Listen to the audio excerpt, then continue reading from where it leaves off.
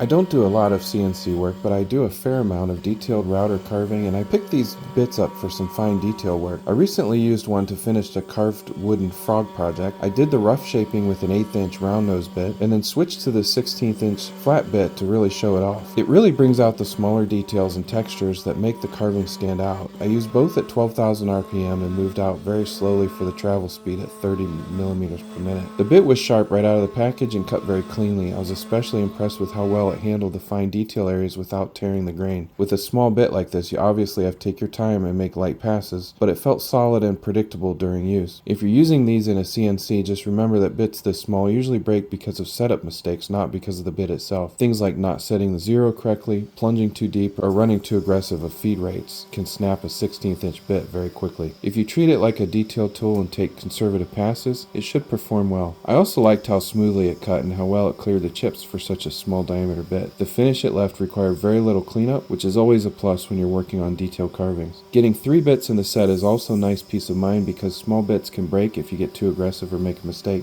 So let's just sit back, relax, and watch the carver do its work.